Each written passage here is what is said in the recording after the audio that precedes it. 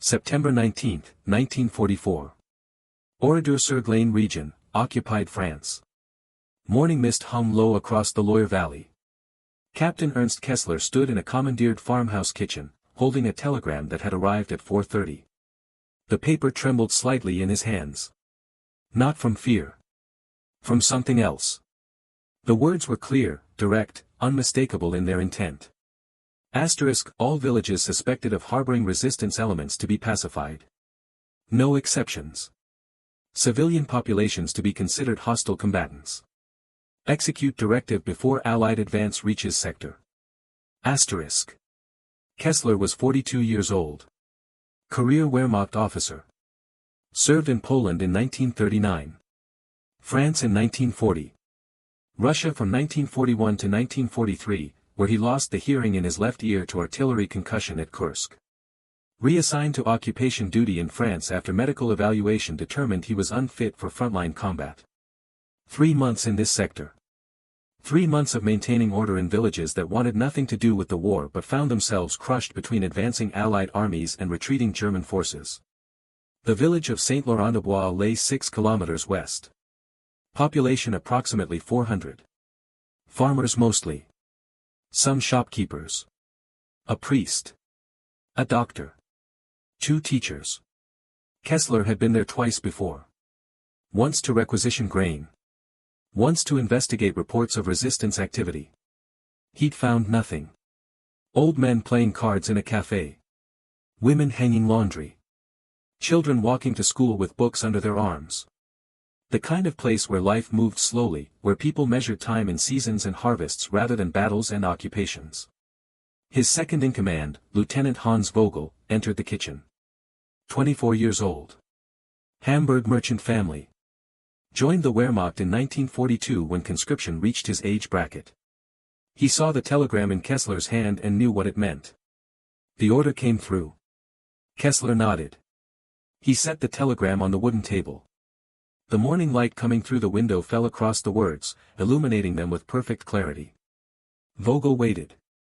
Outside, truck engines idled in the courtyard. 80 men from Kessler's company waited for orders. They'd been told to prepare for an operation. They didn't know what kind.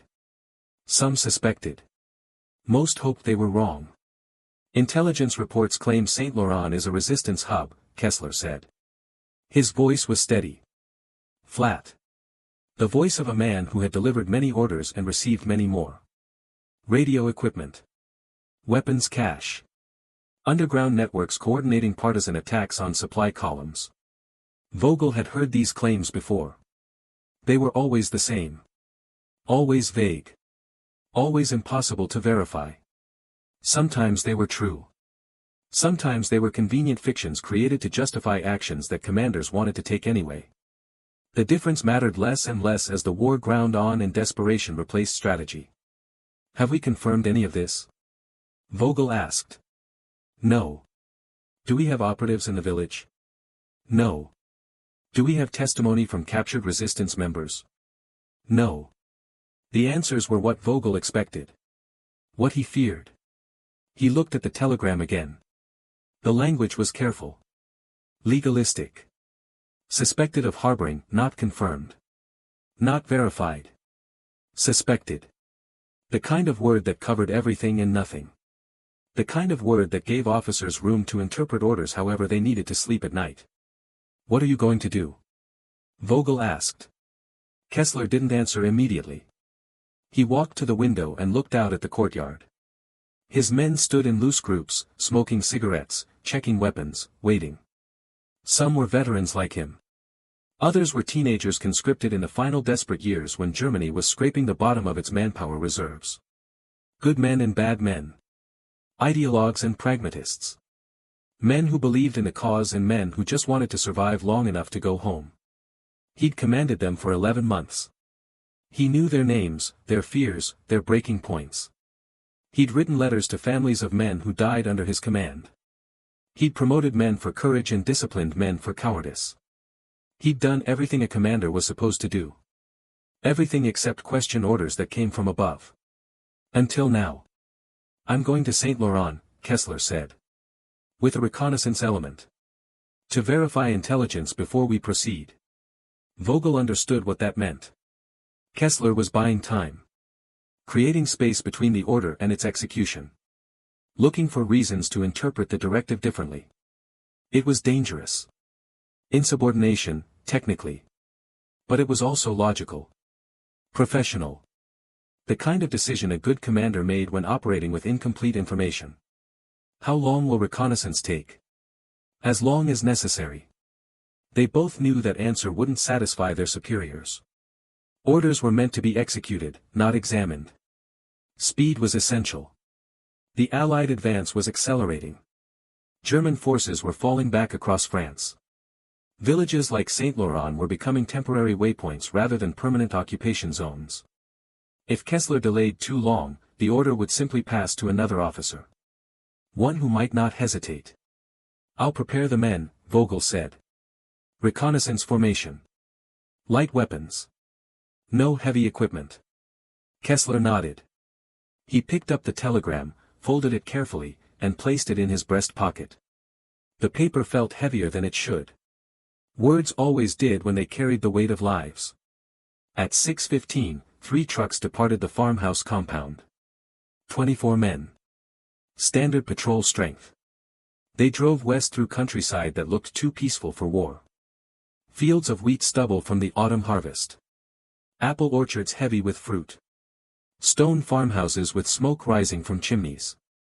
The kind of landscape that painters captured on canvas when they wanted to depict rural tranquility. The war seemed very far away. But it wasn't. It was in the telegram in Kessler's pocket. It was in the rifles his men carried. It was in the knowledge that this peaceful valley could become another Oradour-sur-Glane, another village that burned while people who gave orders sat in offices hundreds of kilometers away. The trucks reached Saint-Laurent at 7:30. The village sat in a small valley where 2 streams converged. Stone buildings clustered around a church with a bell tower that dated to the 13th century. Narrow streets paved with cobblestones. Gardens behind houses. A small plaza with a fountain that no longer worked. The kind of village that had existed for centuries and would exist for centuries more unless men with orders decided otherwise. Kessler ordered the trucks to stop at the village entrance. He didn't want to roll in with military vehicles and armed troops creating panic. He wanted to observe. To see what intelligence claimed was a resistant stronghold. What he saw was a village waking up. A baker opening his shop. A farmer leading a cow to pasture. 2 old men sitting on a bench, already deep in conversation about something that probably didn't matter to anyone but them. A woman sweeping her doorstep. A child running down the street with a dog chasing behind. Normal life. Small life. The kind of life that wars crushed without noticing. He left most of his men with the trucks and walked into the village with Vogel and 2 soldiers. They carried rifles but kept them lowered. Non-threatening. Just soldiers passing through. Nothing unusual about that in occupied France. The baker saw them first. Middle-aged man with flour on his apron. He nodded politely. Wary but not afraid. Germans had been through this village before. They bought bread. Paid in occupation currency. Moved on. No trouble. No problems. "Good morning," Kessler said in French. His accent was thick but comprehensible. He'd studied the language at university before the war made languages less important than bullets. "Good morning," the baker replied. "We're looking for the mayor." "Official business." The baker pointed down the street. "Third house on the left. Blue shutters. He should be awake by now." Kessler thanked him and continued walking. The village felt empty of tension. No suspicious movements. No furtive glances. No sense of a community hiding something. Just ordinary people doing ordinary things on an ordinary morning. The mayor's house was exactly where the baker said it would be. Stone construction. 2 stories. Garden with vegetables growing in neat rows. Kessler knocked on the door. Footsteps inside. A pause while someone looked through a window to see who was calling. Then the door opened. The mayor was perhaps 60. Gray hair. Weathered face. Rough hands from a lifetime of farm work. He wore the expression of a man who had seen too many German officers knock on too many doors. Captain Ernst Kessler, Wehrmacht Occupation Command. I need to speak with you about village security. The mayor nodded slowly. Come in. They sat at a wooden table in a kitchen that smelled of coffee and bread. The mayor's wife brought cups without being asked. She was a small woman with kind eyes and trembling hands. She set the coffee down carefully and retreated to another room without speaking. We've received reports, Kessler began, that this village is harboring resistance elements. That weapons and radio equipment are hidden here. That resistance networks operate from Saint-Laurent. The mayor looked at Kessler without flinching. Those reports are wrong. You're certain? I'm certain. Then you wouldn't mind if we searched the village? Verified that no illegal materials are present? The mayor's jaw tightened. Search all you want. You won't find anything because there's nothing to find. We're farmers. We grow food. We take care of our families. We don't fight anyone's war. Kessler believed him. The mayor's anger was genuine. The kind of anger that came from being wrongly accused. Not the careful, controlled anger of a man with something to hide. How many people live in Saint-Laurent? Kessler asked. 417. Give or take. People come and go. Births, deaths, marriages. The number changes. Any strangers recently? New faces. No one permanent. We get travelers sometimes. People passing through. Refugees looking for relatives. Nothing unusual. Has anyone approached you about resistance activities? No. Has anyone in the village expressed sympathies with the resistance? The mayor hesitated. This was dangerous territory. The wrong answer could bring consequences. But lying to German officers was also dangerous. He chose his words carefully. People talk. Especially when they drink. Some support de Gaulle. Some don't care. Some just want the war to end. But talk is just talk. Nobody here is blowing up trains or shooting Germans. Kessler nodded. He stood and walked to the window. From here he could see the church, the plaza, houses where people were starting their day. 417 people. Children. Old people. People who just wanted to live quietly and be left alone. The telegram in his pocket said to pacify this village. To eliminate the threat. To execute the directive before Allied forces arrived. But there was no threat. Just people who happened to live in the wrong place at the wrong time in a war that had already consumed millions. Thank you for your time, Kessler said. He stood to leave. The mayor stood as well. Captain. Will there be trouble? Kessler looked at him. This man who governed a village of 417 people. Who settled disputes about property lines and water rights. Who presided over marriages and baptisms. Who now stood in his kitchen wondering if German soldiers were about to destroy everything he'd spent a lifetime protecting. I don't know, Kessler answered. Because he didn't. Because that was the truth. He left the house and walked back toward his men. Vogel fell into step beside him. Well? Nothing. The mayor says there's no resistance activity. I believe him. What do we do? That was the question. The only question that mattered. Kessler had his orders. Clear, direct, unmistakable. Pacify the village. Eliminate suspected resistance elements. Execute the directive. Those orders came from officers who ranked far above him. Officers who had the authority to court-martial him for disobedience. Officers who could have him shot for refusing to follow commands in wartime. But those officers weren't here. They didn't see what he saw. They didn't know what he knew. They issued orders based on intelligence reports that might be wrong. Probably were wrong. Almost certainly were wrong. And if he followed those orders anyway, 417 people would die. We report back that intelligence was faulty, Kessler said. That we found no evidence of resistance activity. That the village poses no tactical threat. Vogel looked at him carefully. They'll send another unit. With another commander. One who won't verify intelligence first. Maybe. Probably. But not today. And maybe by tomorrow the Allied advance will reach this sector. Maybe this village will be behind American lines before another order comes through. That's a lot of maybes, sir. It's all we have. They returned to the trucks. Kessler ordered the men to mount up. As they prepared to leave, the baker came out of his shop with a basket of bread. He walked to Kessler's truck and held it up. For your men. For the road. Kessler hesitated. Taking the bread felt like accepting something he hadn't earned. But refusing it would insult the gesture. And gestures mattered.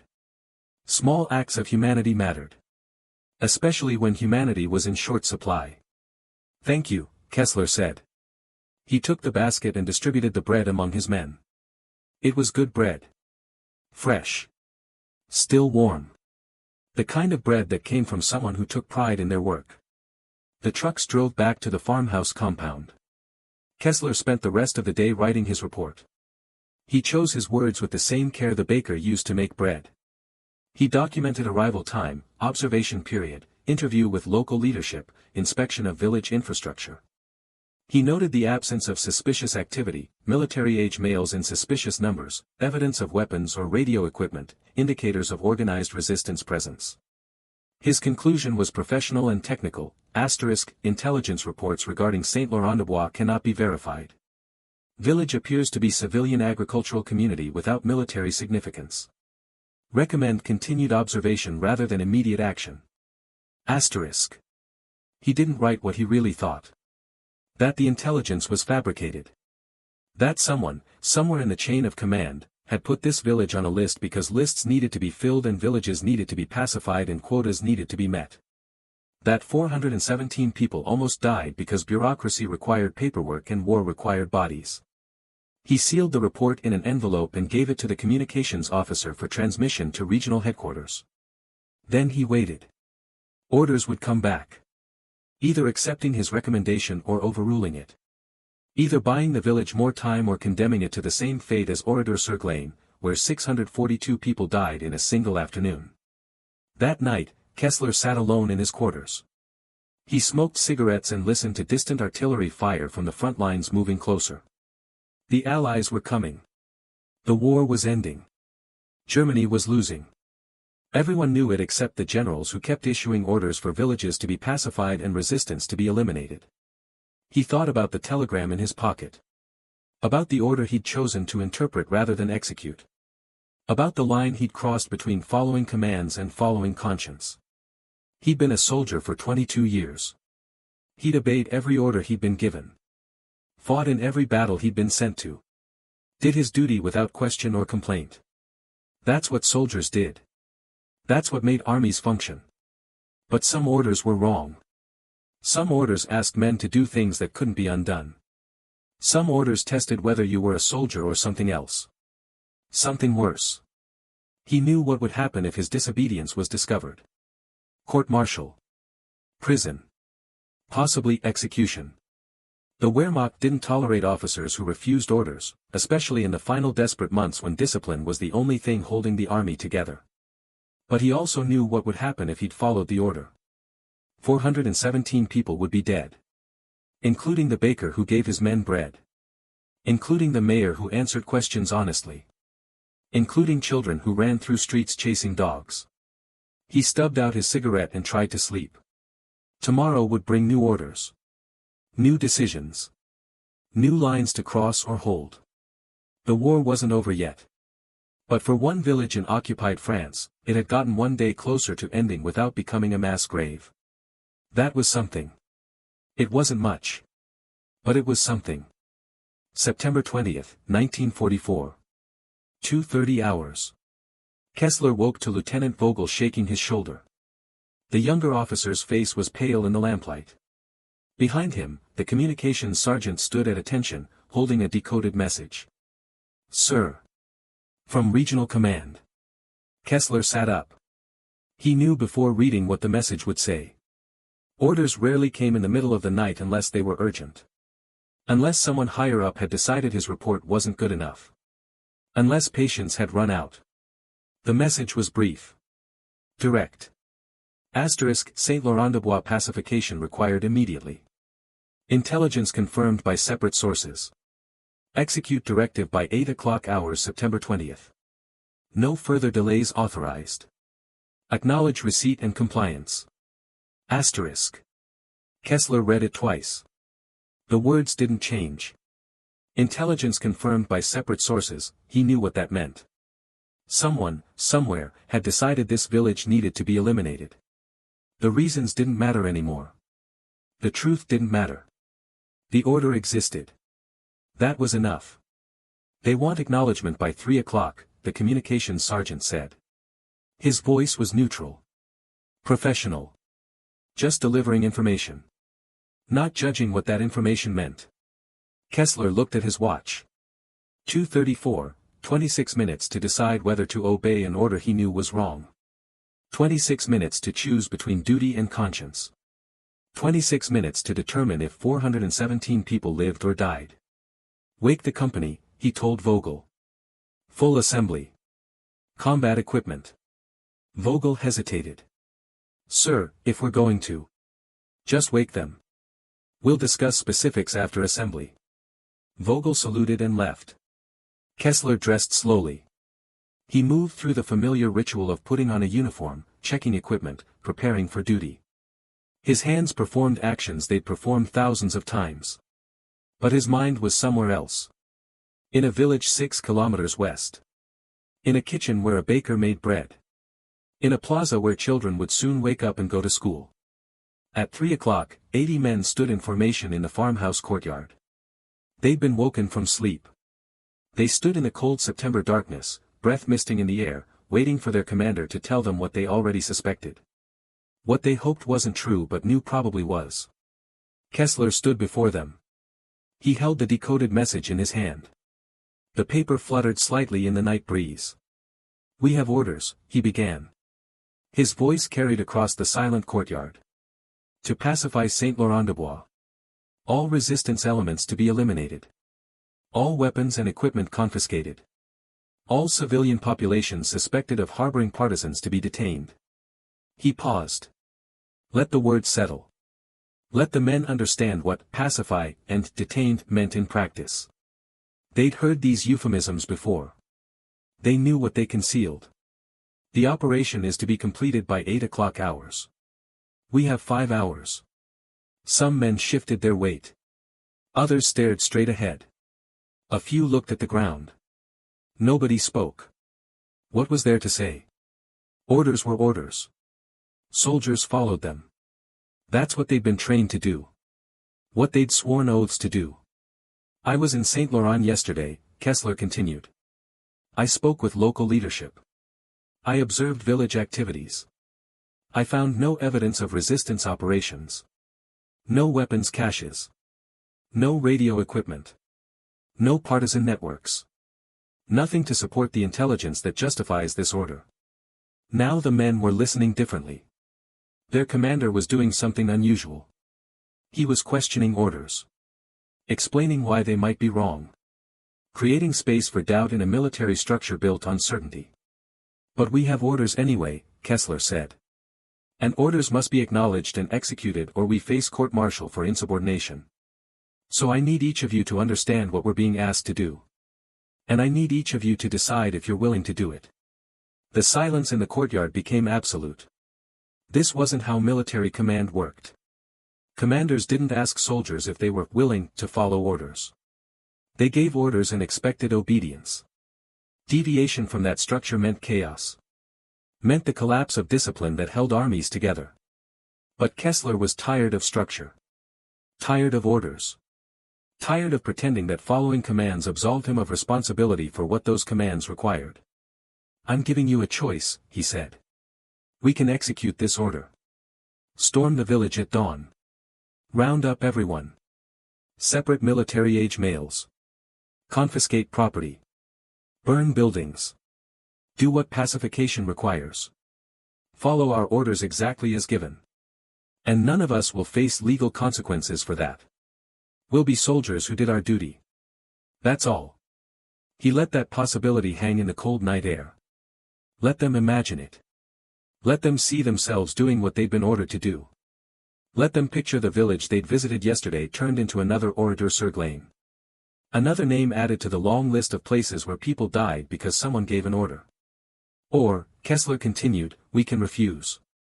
We can acknowledge receipt of the order but report that circumstances make immediate execution impossible. Weather. Equipment failure. Intelligence gaps. Something. Anything. Buy more time. Gamble that the Allied advance reaches this sector before our superiors send another unit. Give those people one more day. Maybe one more week. Maybe long enough for this war to end and for them to survive it. The men looked at each other. They'd never been given a choice like this. Never been asked to decide between obedience and rebellion. Never been told their commander would support them if they chose conscience over command. A corporal in the front rank raised his hand. Tentatively. The gesture of a student asking permission to speak. Kessler nodded. Sir, if we refuse this order, what happens to us? Court-martial. Prison. Possibly execution for insubordination during wartime. The corporal absorbed this. And you're willing to risk that? I already have. The question is whether you are. Another soldier spoke. Older man. Veteran of the Eastern Front. Scars on his face from shrapnel. I've followed orders for 4 years. Done things I'm not proud of. Seen things I can't forget. But there's got to be a line somewhere. Got to be a point where a man says no. Even if it costs him everything. Others murmured agreement. Not all. Some remained silent. Uncertain. Afraid. But enough agreed that Kessler knew he wasn't alone in this decision. Show of hands, he said. Who is willing to refuse this order? Hands went up. Slowly at first. Then faster. Not all 80 men. Perhaps 60. Maybe 65. Enough. More than enough. Thank you, Kessler said quietly. Those who wish to follow the order may do so. I won't prevent you. I won't punish you. You'll be doing what soldiers are supposed to do. Following commands. No one can fault you for that. But those who stand with me know what you're risking. Know what we're choosing. 20 minutes later, Kessler sent his acknowledgement to Regional Command. Asterisk order received. Circumstances require delayed execution. Village surrounded and under observation. Full pacification will proceed when tactical situation permits secure operation. Request 24-hour extension to establish proper command and control. Asterisk. The response came back within 5 minutes. Asterisk, extension denied. Execute immediately or stand down for replacement unit. Asterisk. Kessler stared at the message. Stand down. That was the option they were offering. Step aside. Let another commander come in. Transfer responsibility. Keep his hands clean while someone else's got dirty. But that wasn't a choice. That was cowardice dressed up as military procedure. That was pretending that obeying orders absolved you of guilt when those orders required murder. He drafted another message. Asterisk, tactical circumstances make immediate execution dangerous. German troops at risk from reported partisan activity. Request reconnaissance in force before full operation. Asterisk. This time the response took longer. 10 minutes. Then 15. Someone at Regional Command was consulting with someone else. Trying to decide if Kessler was being prudent or insubordinate. Whether his caution was military professionalism or disguised refusal. At 4:15, the response came. Asterisk, 6-hour extension granted for reconnaissance and preparation. Pacification must be completed by 1400 hours. No further delays authorized. Failure to comply will result in immediate relief of command and investigation for insubordination. Asterisk. 6 hours. From 8 to 1400 hours. Not much. But something. Time for the Allied advance to move closer. Time for circumstances to change. Time for the war to shift in ways that made this order obsolete or unnecessary. Kessler ordered his men to mount up. Not to attack Saint-Laurent. To position around it. Create the appearance of surrounding the village. Establishing observation posts. Preparing for operation. Looking busy doing things that bought time without spilling blood. They left the farmhouse at 5 o'clock. Drove west through darkness. Reached the village as dawn was breaking. The same peaceful valley. The same stone buildings. The same church tower silhouetted against the morning sky.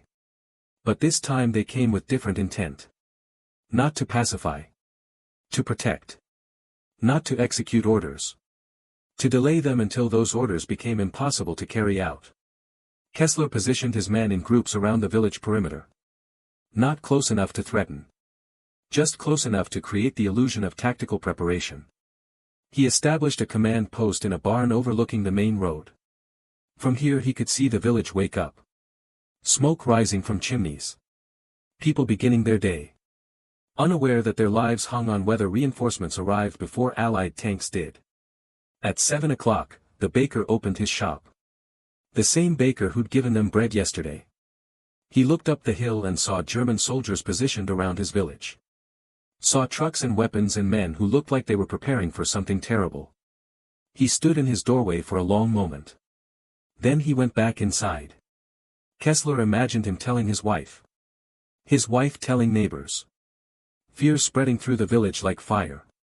People gathering in houses. Making plans. Hiding valuables.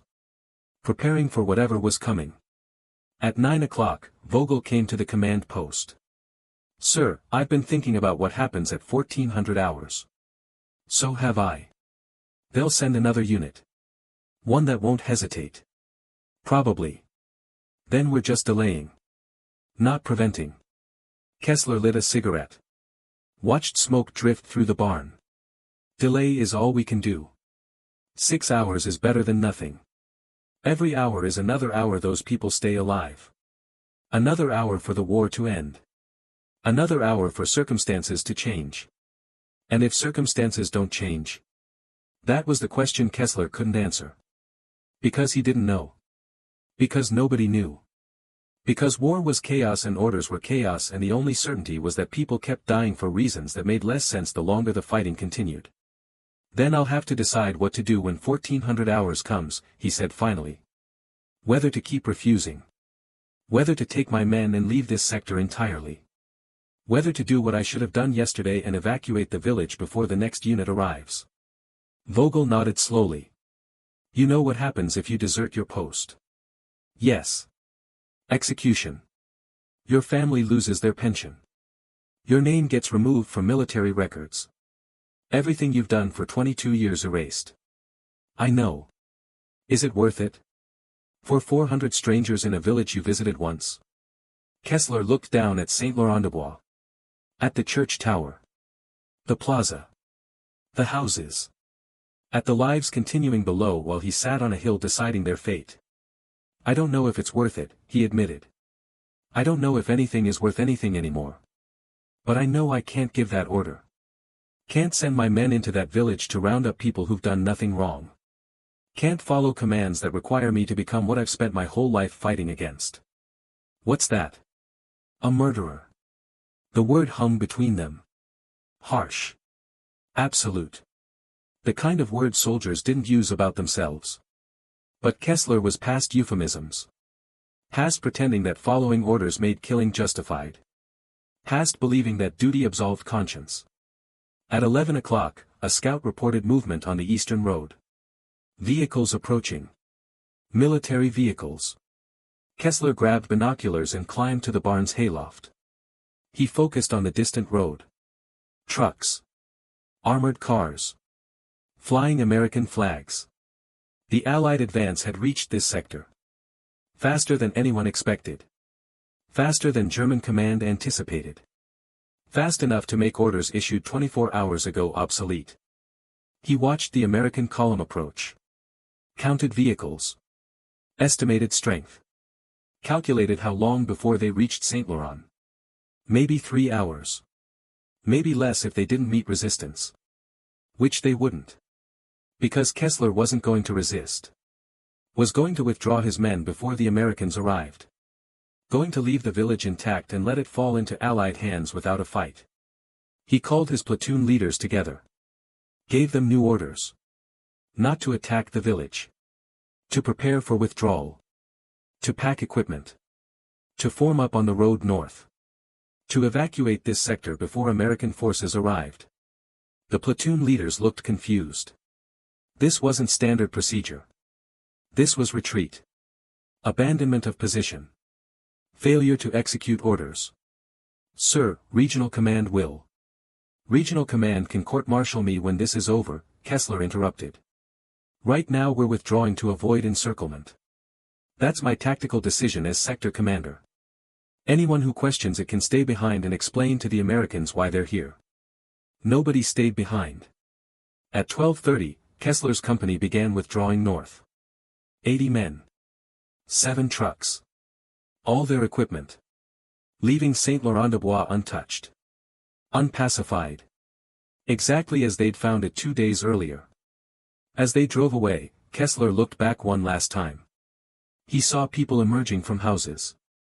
Saw them pointing at the withdrawing German column.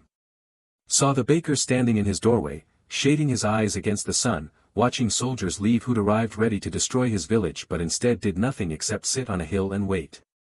Kessler didn't know if the baker understood what had almost happened. Didn't know if anyone in that village would ever realize how close they'd come to becoming another casualty list. Another number in the endless arithmetic of war. But they were alive. That was what mattered. 417 people would see tomorrow. Would see the war end. Would survive because one officer chose to disobey an order he knew was wrong. It wasn't heroism.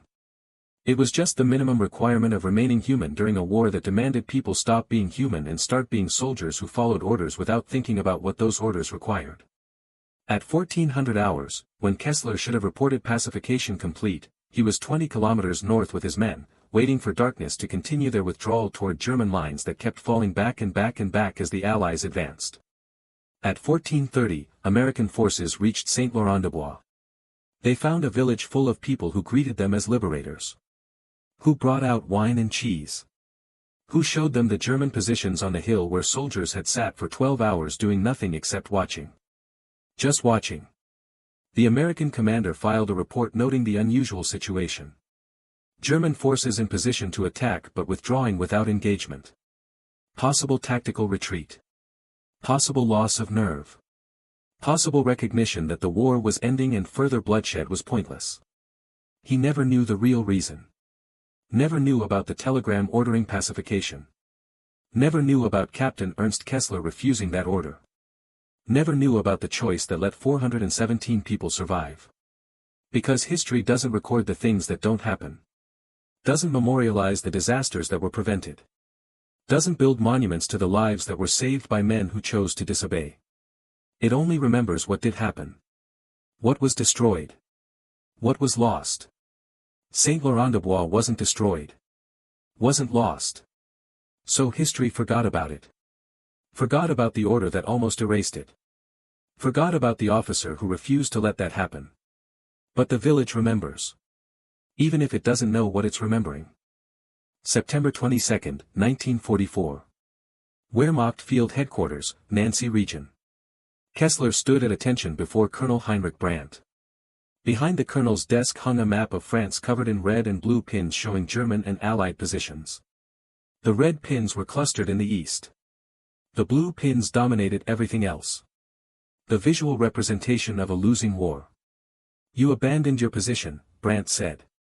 Not a question. A statement of fact. Withdrew without authorization. Failed to execute a direct order from regional command. Do you understand what I'm describing, Captain? Yes, sir. I'm describing insubordination. Dereliction of duty. Cowardice in the face of the enemy. Any one of these charges carries the death penalty during wartime. Do you understand that? Yes, sir. Brandt leaned back in his chair. He was 53 years old. Career officer like Kessler. Fought in the First World War. Served in the Reichswehr during the interwar years. Commanded a regiment in Poland and France. Lost his right leg below the knee at Stalingrad. Now he pushed papers and managed retreating units from a headquarters that moved farther east every week. Tell me why you did it. The intelligence was wrong, sir. I verified on site. There was no resistance activity in Saint-Laurent-des-Bois. No weapons. No partisans. Just civilians. Intelligence reported otherwise. Intelligence was mistaken.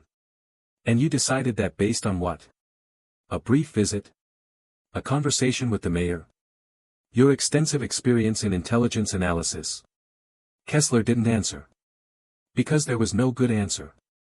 He'd made a judgment call based on what he saw and what he knew. And that judgment contradicted orders from officers who outranked him. In military terms, he was wrong regardless of whether he was right. You understand, Brandt continued, that we can't have officers deciding which orders to follow based on personal assessment. That's not how armies function. That's chaos. That's the breakdown of command authority. That's how we lose wars.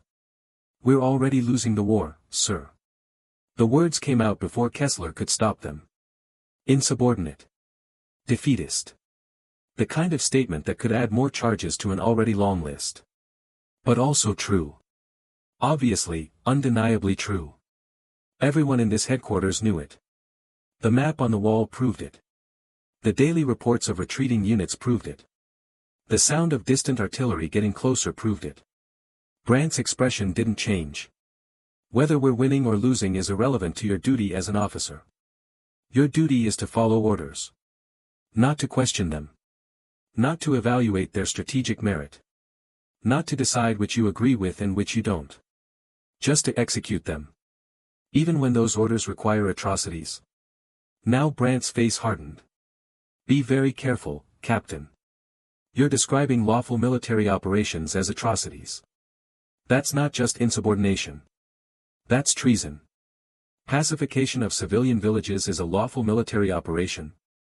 When those villages harbor enemy combatants, yes. When military necessity requires it, yes. When higher command makes that determination based on intelligence you're not privy to, yes. Kessler looked at the colonel. Saw exhaustion in his eyes. Saw a man who'd spent too many years following orders and giving orders and watching the machinery of war grind on regardless of whether those orders made sense. Saw someone who'd long ago stopped questioning and started simply obeying because questioning meant confronting things that were easier to ignore. I couldn't do it, Kessler said quietly. Couldn't order my men into that village knowing what we'd been told to do. Couldn't follow through on an operation that would kill people who'd done nothing except live in the wrong place. I know that makes me a bad soldier. I know it makes me guilty of insubordination. But I couldn't do it. Brandt was silent for a long moment. He looked down at the papers on his desk. Court-martial documents. Witness statements. Radio transcripts. Everything needed to convict Kessler of the charges against him. Do you know what happened to the village? Brandt asked. American forces occupied it on September 20th. There were no casualties. No resistance. No combat. They just walked in and the people welcomed them. And do you know what happened to the order you refused to execute? No, sir. It was transferred to another unit. Captain Werner Schmidt's company. They arrived at Saint Laurent on September 21st, found the village already in American hands. Schmidt reported failure to execute due to changing tactical situation. No one was disciplined. No questions were asked. The order simply disappeared. Became one of thousands of orders issued during this retreat that never got carried out because the war moved too fast. Kessler felt something release in his chest. The village was safe. Not because of his actions but because circumstances had made those actions irrelevant. The Allies had advanced fast enough that Schmidt couldn't have executed the order even if he'd wanted to.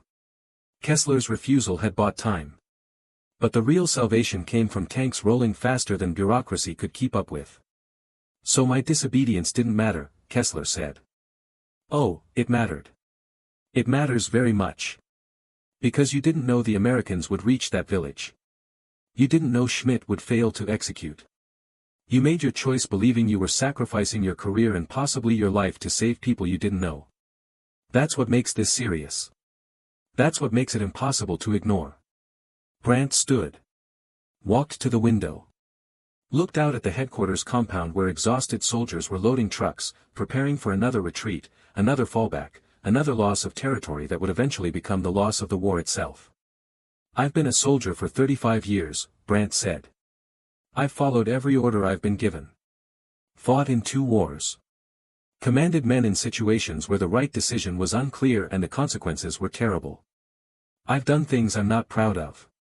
Things I justified by telling myself I was following orders. That I was doing my duty. That soldiers don't get to pick which commands they obey." He turned from the window. Looked at Kessler with an expression that might have been respect or might have been regret. "But I've also watched this army become something I don't recognize anymore.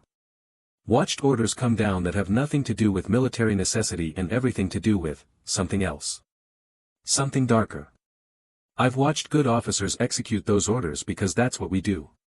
We follow commands. We do our duty. We don't ask questions. Sir. I'm not going to court-martial you, Captain."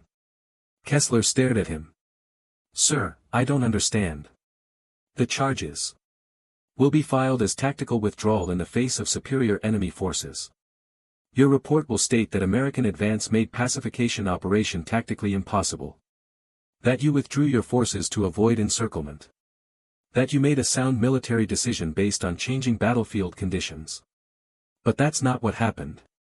It's close enough to what happened that no one will question it. The war is almost over, Captain. Germany is collapsing. In 6 months, maybe less, this will all be finished.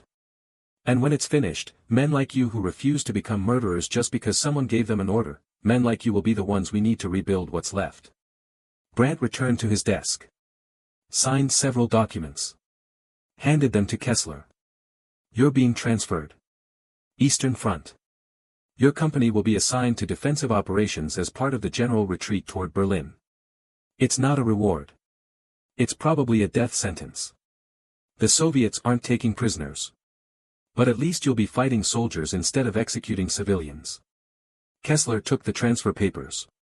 They felt surreal. He'd expected court-martial. Expected execution. Expected to pay for choosing conscience over command.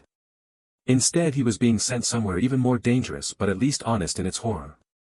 At least fighting on the Eastern Front meant fighting against people who could shoot back. "Thank you, sir. Don't thank me. I'm not doing this out of kindness. I'm doing it because we're going to lose this war and I don't want the only officers left standing to be the ones who followed every order without thinking. We'll need men who know when to refuse. When to say no. When to choose right over obedience." Kessler saluted. Brandt returned it. The gesture felt different than the thousands of salutes they'd both given over decades of service. Less automatic. More weighted with meaning neither of them could fully articulate. "One more thing," Brandt said as Kessler reached the door. "That village. Saint-Laurent-des-Bois. 417 people.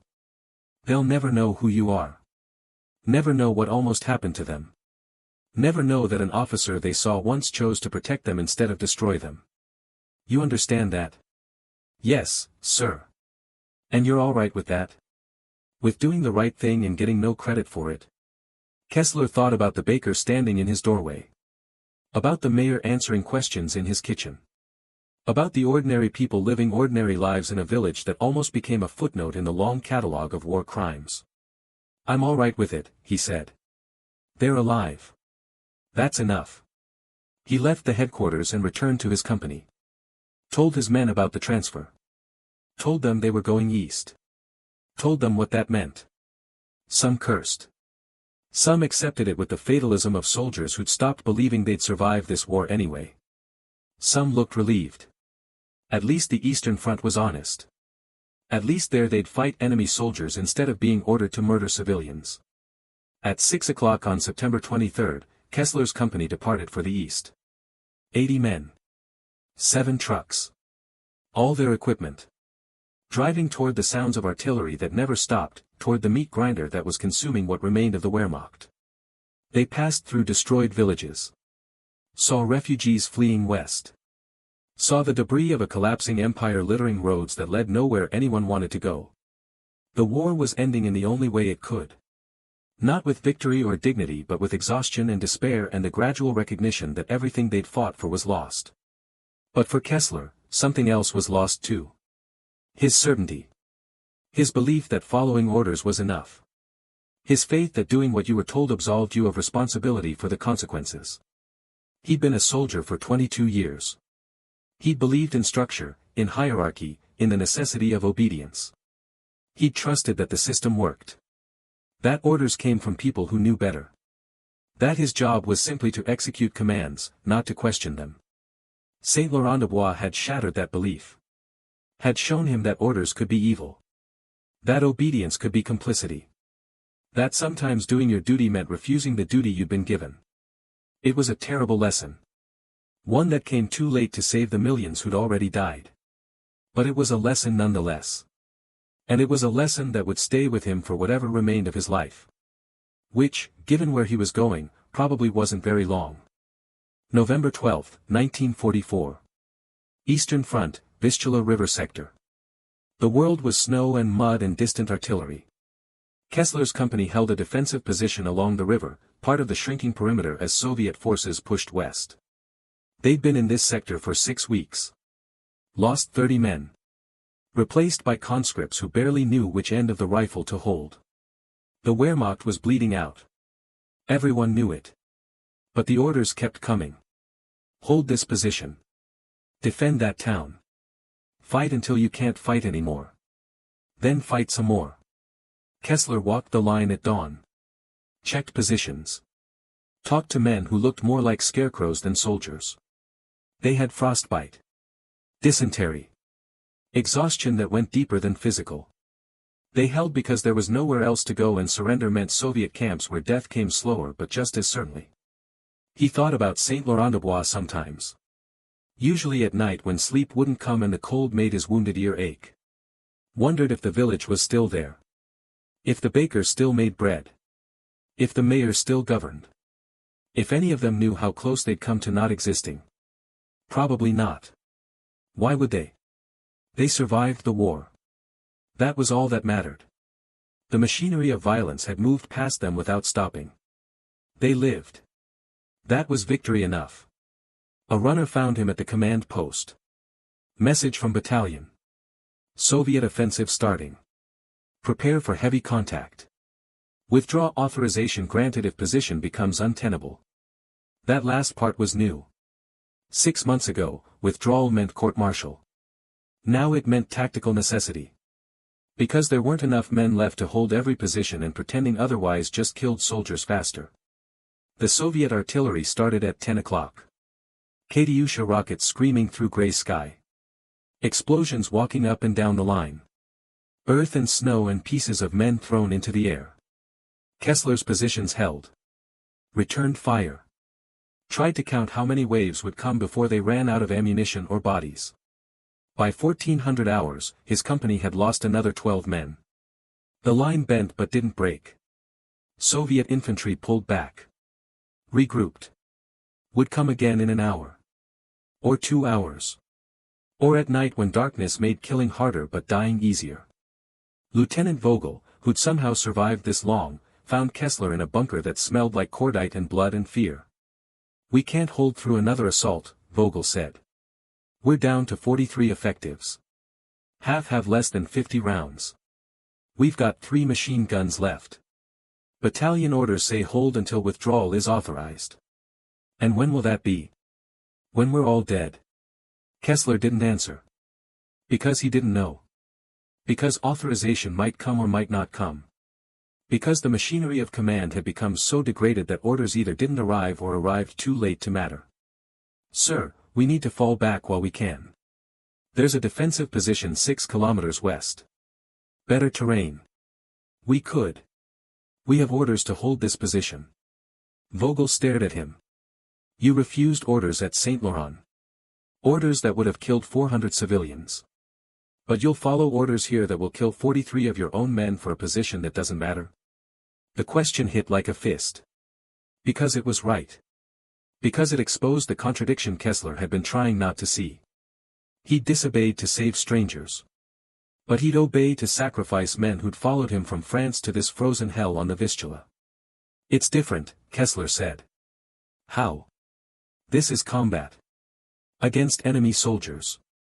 Not execution of civilians. These men will die anyway. For a position we can't hold. For a war we've already lost. How is that different from murder?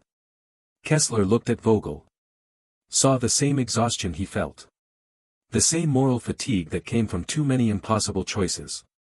The same erosion of certainty that left you wondering if there were any good decisions anymore or just choices between different kinds of wrong.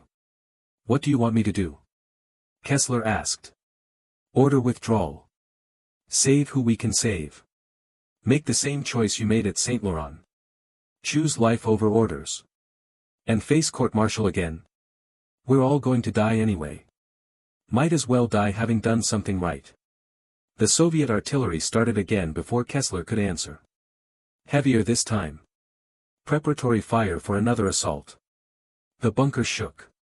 Dirt rained from the ceiling. Somewhere close, men were screaming. Somewhere farther away, machine guns opened up. The sound of war grinding on. Kessler made his decision. Sound withdrawal. Combat retrograde to secondary positions. Fighting retreat. Anyone too wounded to move gets morphine and field dressing. We're not leaving them for the Soviets. Vogel smiled. First genuine smile Kessler had seen in weeks. Yes, sir. They withdrew under fire. Lost 11 more men during the retreat. But 32 survived who wouldn't have survived if they'd held that position until the Soviets overran it. 32 men who got to live another day. Maybe another week. Maybe long enough to see the war end and go home to whatever remained of the world they'd left. At the secondary position, Kessler waited for consequences. For orders demanding explanation. For court-martial charges. For the machinery of military justice to grind him up the way it ground up everyone who deviated from structure. But the consequences never came. Because battalion headquarters was retreating too. Because the whole front was collapsing. Because there weren't enough officers left to court-martial the ones who were still fighting. By December, Kessler's company was down to 16 men. They fell back through Poland. Through East Prussia. Toward Berlin where the final battle would happen and the war would end in rubble and defeat. He never regretted withdrawing from the Vistula. Never regretted saving those 32 men.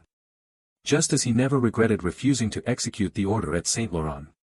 Both decisions cost him. Both marked him as someone who couldn't be trusted to follow commands without question. Both made him a bad soldier by the standards of military structure. But both kept people alive. And that, Kessler had decided, was more important than being a good soldier. The war taught many lessons. Most of them terrible. Most of them about how much suffering human beings could inflict and endure. But it taught one other lesson too. One that Kessler learned on a hill overlooking a village in France. Sometimes the right thing to do is refuse. Sometimes duty requires disobedience. Sometimes the only way to remain human is to stop being a soldier. It was a lesson that came too late for millions. But for 417 people in Saint-Laurent-des-Bois, and for 32 soldiers on the Vistula, it came just in time. The war ended as wars end. Not cleanly. Not suddenly.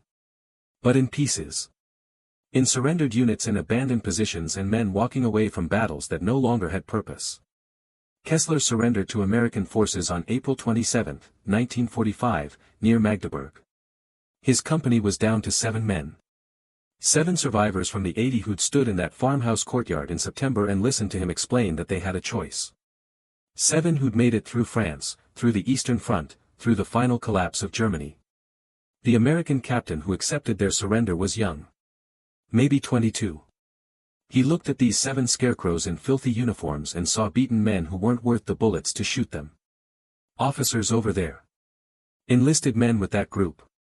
Anyone wounded needs to say so now. Kessler joined the other captured officers. 20 of them. From different units. Different ranks. All wearing the same expression of exhaustion and relief. The war was over. They'd survived. Whatever came next couldn't be worse than what they'd lived through. The Americans put them in a temporary camp. Chain link fence.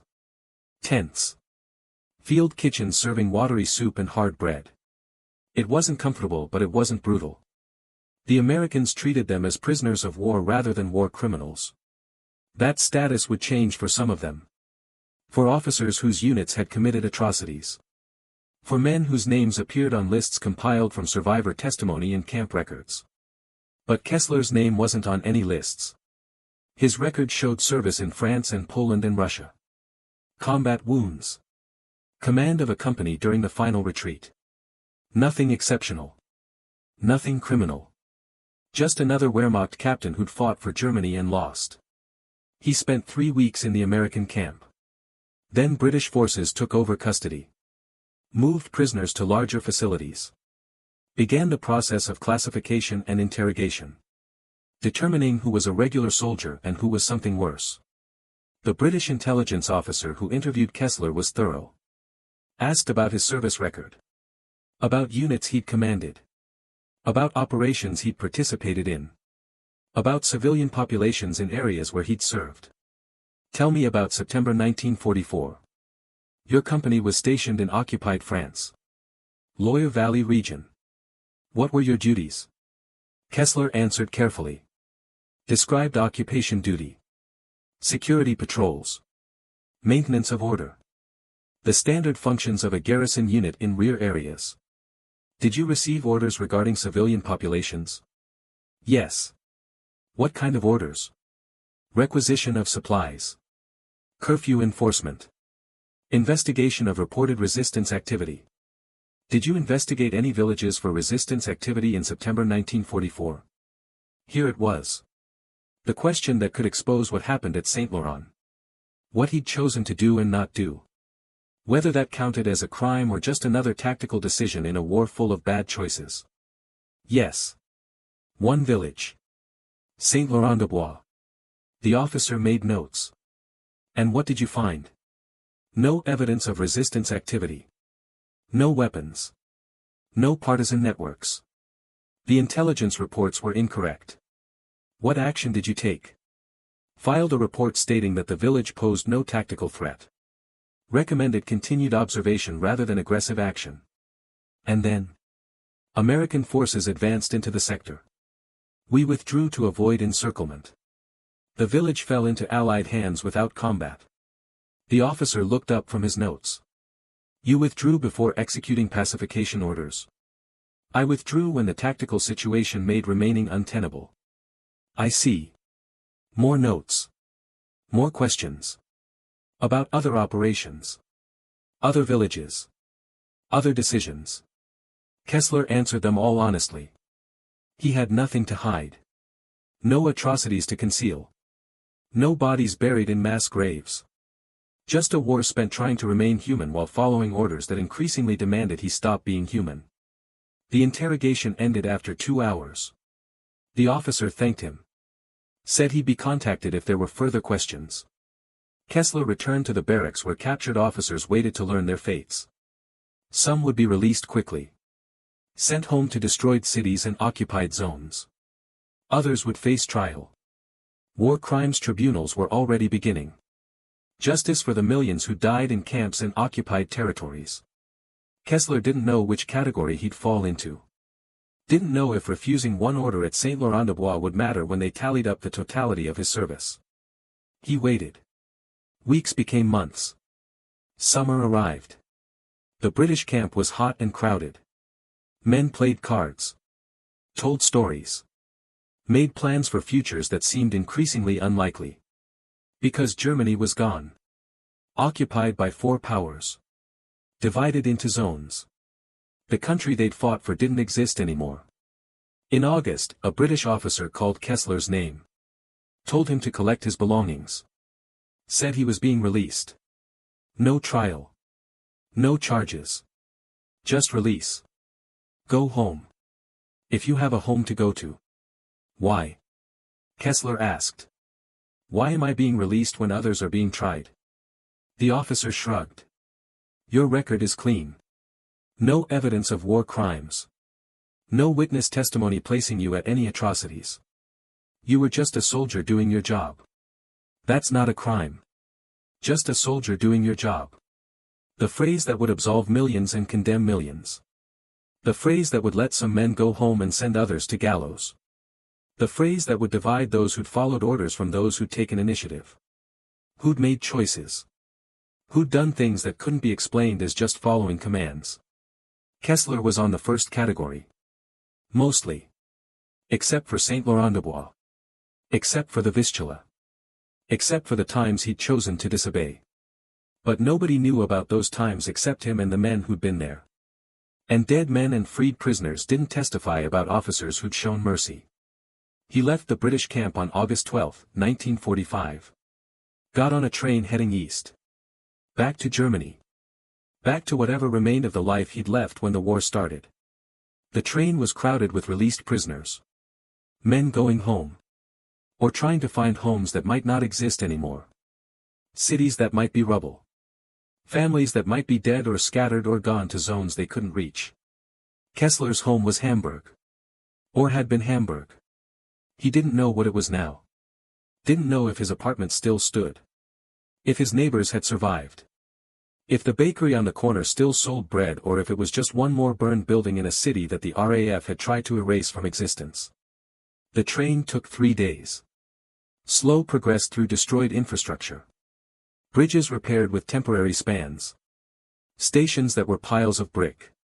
Tracks that ran through cities that looked like the surface of the moon. Hamburg was worse than he'd imagined and better than he'd feared. Whole districts were gone.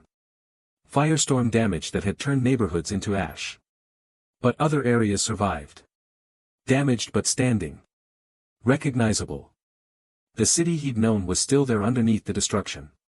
His apartment building was partially collapsed. One side gone.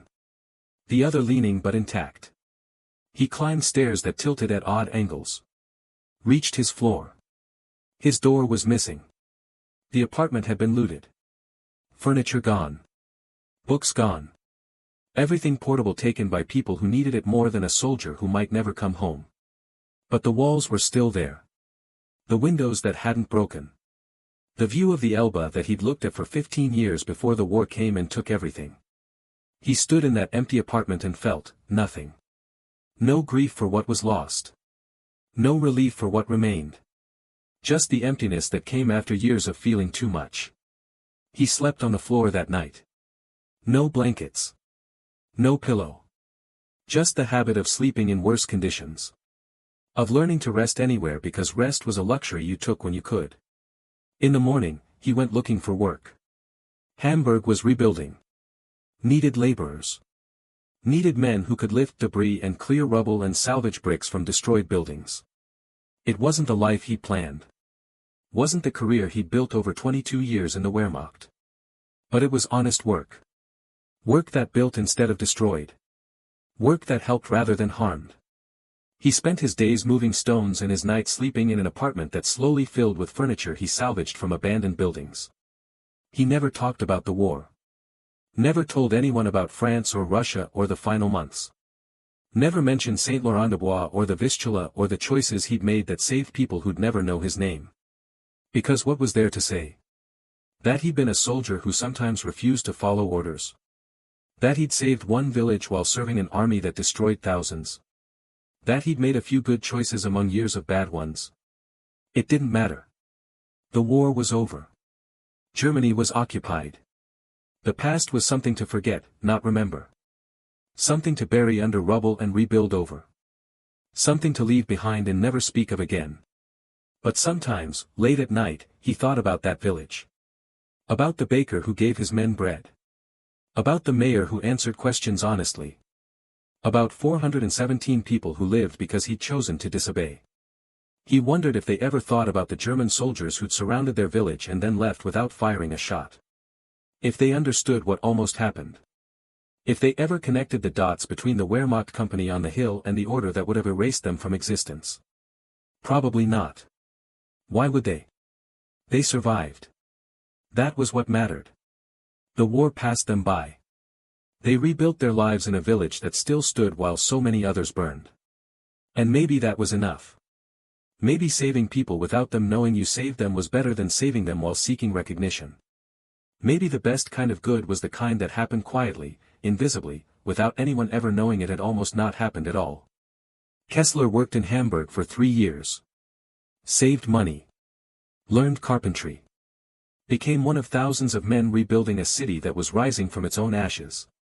In 1948, he married a widow who'd lost her husband in the Kurland pocket. They never talked about the war. Never asked what the other had done or seen or survived. They lived in the apartment he'd salvaged. Had no children. Worked and saved and tried to build something normal in a world where normal had been destroyed and was only slowly, painfully being reconstructed. Kessler died in 1963. Heart attack. Quick and relatively painless. He was 61 years old.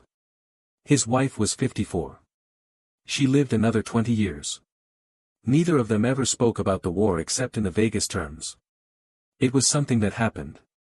Something they survived. Something they'd left behind. His military records were filed in archives. Standard Wehrmacht officer. Served with distinction. Wounded in action. No war crimes. No trials. No judgment except the judgment of history which painted everyone who wore that uniform with the same broad brush of collective guilt. He was buried in Hamburg. No military honors. No ceremony. Just a stone in a cemetery full of stones marking lives that had been interrupted by war and resumed in its aftermath. The stone said his name. His birth year and death year. Nothing else. Because what else was there to say? That he'd been a soldier who sometimes chose mercy over duty. That he'd saved people who never knew they needed saving. That he'd made small choices that mattered enormously to the people they affected and not at all to history. Those things weren't on the stone. Weren't recorded anywhere except in the memories of men who were dead or dying. Weren't part of the official record that listed his service and wounds and eventual release from custody. But they happened. They mattered. 417 people lived because of them. 32 soldiers came home because of them. Small numbers in a war that killed 60 million. But not small to the people who got to keep living. June 6, 1994. Saint-Laurent-des-Bois, France.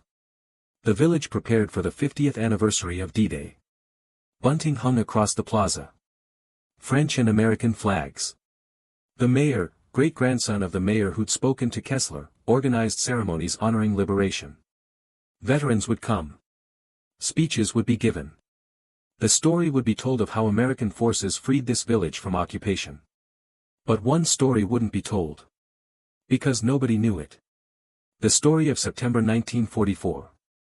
Of orders issued and refused. Of a village that almost died but didn't.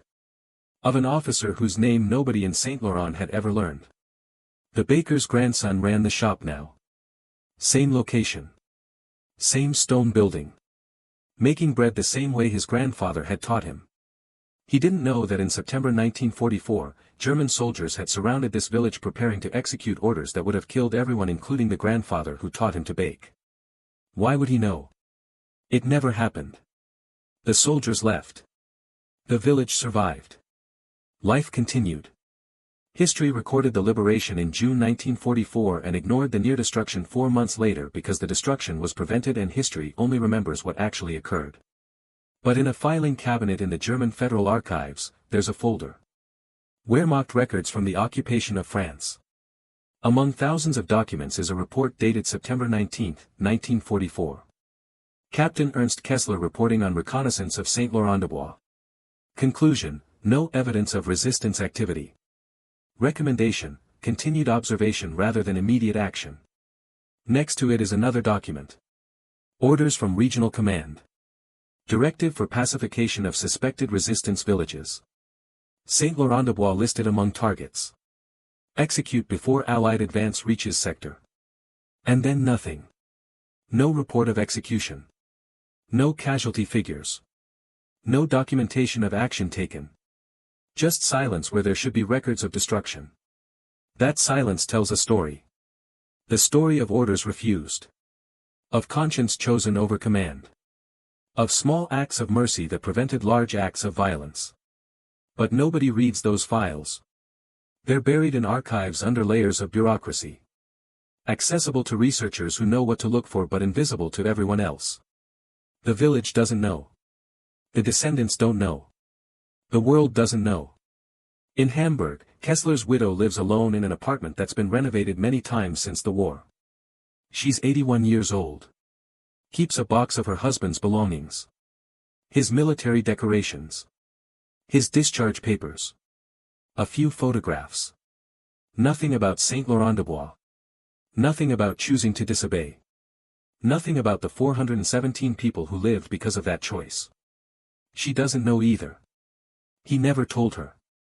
Never explained the choices that defined him more than any battle he fought. Never shared the burden of having done something right in a war that demanded people do wrong. He carried that knowledge alone. Took it with him to a cemetery in Hamburg where his stone lists only his name and dates. Where nothing marks him as different from the thousands of other Wehrmacht officers who served and survived and died quiet deaths decades after the war ended. But something did happen. Even if nobody knows it. Even if history doesn't record it. Even if the people who were saved never learned they needed saving. 417 people lived full lives. Had children and grandchildren. Passed on trades and traditions. Continued the ordinary extraordinary work of existing in a world that tried very hard to erase them. The baker's grandson makes bread. The mayor's great-grandson governs the village. The doctor's family still practices medicine. The priest's successor still tends the 13th century church. Life continues in Saint-Laurent-des-Bois not because of grand historical forces but because one man chose to interpret orders rather than execute them. That's not the story the village tells when tourists visit. Not the story commemorated on anniversaries. Not the story in textbooks or documentaries. Those stories are about liberation and resistance and allied heroism. All true. All important. But incomplete. Because this story, this small, quiet story of refusal, matters too. It matters that somewhere in the vast machinery of war, someone said no. That orders demanding atrocity were met with obstruction. That the grinding gears of violence stalled, if only briefly, if only for one village, if only because one officer decided that following commands required evaluation not blind obedience. It's a story without a monument. Without recognition. Without credit or glory or even acknowledgement that it happened. But it happened. And 417 people, most of them dead now but some still alive, lived lives they wouldn't have lived if it hadn't happened. Their children exist because it happened. Their grandchildren exist because it happened. Their great-grandchildren exist because it happened. Thousands of lives branching from one choice made on a September morning in occupied France. One decision to delay instead of destroy. One interpretation of orders that saved rather than killed. That's the legacy. Not recorded. Not remembered. Not celebrated. Just real. Just present in every breath taken by descendants who don't know how close they came to never existing. The war ended 79 years ago. The men who fought it are mostly gone. The survivors are in their 90s. Soon there will be nobody left who remembers. Nobody who lived through it. Nobody who can testify to what happened and what almost happened and what was prevented from happening. But the consequences remain. The village still stands. The people still live. The choices still echo even if nobody hears them. In archives across Germany and France, records sit gathering dust. Orders issued. Orders received. Orders executed and orders ignored. The machinery of bureaucracy preserved everything. Every command. Every response. Every decision. Buried in that documentation is evidence of what Kessler did. Of the orders he refused. Of the village he saved. It's all there for anyone who wants to look. Anyone who wants to dig through thousands of files looking for small stories about conscience and command. But nobody looks. Because the story isn't dramatic. Isn't heroic in conventional terms. Isn't about great battles or famous generals or turning points that shifted the war. It's just about one officer making one choice that saved 417 people who never knew they needed saving. And maybe that's exactly how it should be. Maybe the best kind of good is the kind that happens without recognition. The kind that saves people quietly. The kind that doesn't seek credit or glory but simply does what's right when given the opportunity to do wrong. Kessler never sought recognition. Never told anyone what he'd done. Never tried to claim moral superiority or justify his service by pointing to the one time he chose mercy. He just lived with the knowledge that he'd saved people. That was enough. And maybe it was enough. Maybe doing the right thing doesn't require acknowledgement. Maybe it's sufficient that the thing was done. That people lived. That a village survived. That somewhere in the vast darkness of war, a small light of humanity persisted. The village doesn't know. History doesn't record it. But it happened. It matters. And perhaps that's the real legacy. Not monuments or medals or stories told and retold. But simply the fact of lives saved. Of existence continued. Of ordinary people living ordinary lives in a village that should have burned but didn't. Because one man chose to disobey an order he knew was wrong. That choice echoes still.